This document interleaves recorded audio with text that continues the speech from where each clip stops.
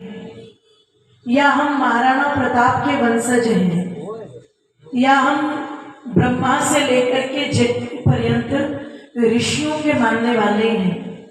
आज हमने कोई अपनी पहचान छोड़ी नहीं जिसको देख करके कोई विस्तार विचार पूर्वक ये कह सके।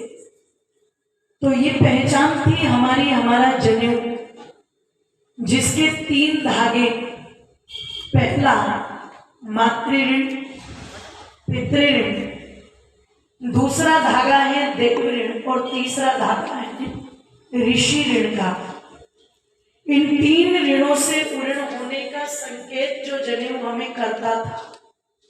लोग कहते हैं जी मैं तो माता पिता की सेवा बिना जनेऊ के भी कर दूंगा, मुझे क्या जरूरत है उसके लिए इसे ही पहनने की, वो तो मैं बिना इसके भी कर दूंगा। मैंने कहा भैया मुझे एक बात बताओ, क्या कोई वकील काले कोट के बिना अपनी दलीलें नहीं दे सकता? बोलो जी, दे सकता ना? ऐसा तो नहीं है ना कि काला कोट पहन दिया तो दलीलें याद आती होंगी और कोट उतार दिया तो दलीलें भूल जाते होंगे, ऐसा तो नहीं है। लेकिन कोर्ट के अंदर काला कोट पहन के जाना ये क्या है? उसकी आइडेंटिटी, उसकी पहचान। ऐसा तो नहीं है कि कोई जवान बिना वर्दी के नहीं लड़ सकता, बॉर्डर पर लड़ सकता है, लेकिन वर्दी के लिए वो मरने और मारने को तैयार हो जाते हैं।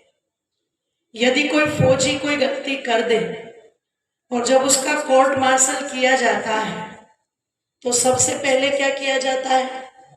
कंधे पर लगे हुए सितारे और उसकी वर्दी को फाड़ दिया जाता है।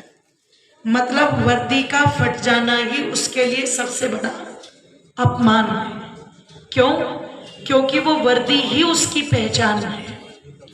एक पुलिस वाले की पहचान उसकी वर्दी है। एक डॉक्टर जब ओटी में जाता है तो सफेद रंग की ड्रेस पहन करके जाता है। तो ये क्या है? पहचान है। उस पहचान को देख करके आपको पता लग जाता है कि ये व्यक्ति ये है।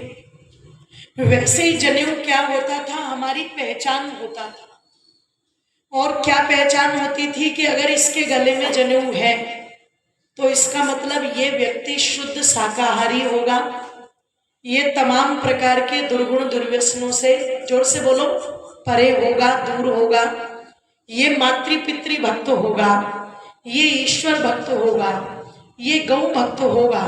ये सब पहचान है। उस पहचान के लिए बड़े गर्व के साथ हमें उस जनेऊ को धारण करना, जोर से बोलो, चाहिए। मर्यादा पुरुषोत्तम राम करते थे कि नहीं करते थे? योगीराज कृष्ण करते थे कि नहीं करते थे? बजरंग बली हनुमान जी करते थे कि नहीं करते थे? कांधे मूंज जनेऊ रोज बोल रहे हैं। तो जब वो धारण करते थे तो हमें भी इस जनेऊ को धारण करना चाहिए। मेरी माताएं कई बार कई प्रकार के धागे गले में डाल लेती, सती मूल का डाल लेती है, कभी वो नजर वाले डाल लेती हैं। तो ये जितने भी हैं माताओं, नजर के बारे में तो मैं बताऊंगी कि अगर नजर से बचना है तो हमें क्या करना चाहिए, ठीक है? दूसरे की हाय से बचना है तो हमें क्या करना चाहिए। पर ये जितने भी धागे माताओं आज पहने जाते हैं, चाहे सती मूल का हो चाहे कोई भी हो, ये यज्ञोपवीत का ही विध्वंसकारी स्वरूप है।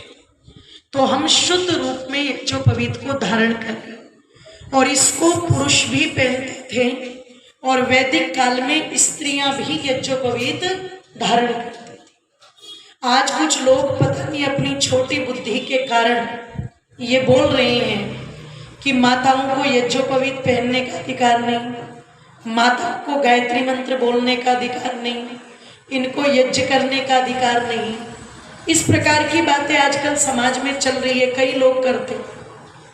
पर मैं ईमानदारी से बता दूं कि एक नहीं अनेक प्रमाण मैं आपको वेदों के भी दे सकती हूँ, अनेक प्रमाण मैं आपको रामायण के भी दे सकती हूँ, और अनेक प्रमाण मैं आपको महाभारत के भी दे सकती हूँ, जिनमें स्पष्ट उल्लेख है कि मेरे देश की माताएं वेद मंत्रों की विदुषी हुआ करती थी।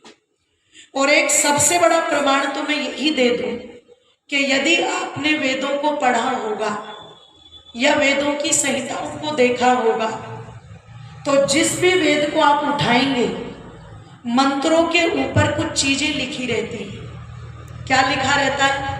इस मंत्र का देवता कौन है, इस मंत्र को किस छंद में गाया गया। जैसे ओम भूर्भुवस्सुवः तत्सवितुर्वरेण्यम, हम इसको क्या कहते हैं? जोर से बोलो। गायत्री मंत्र।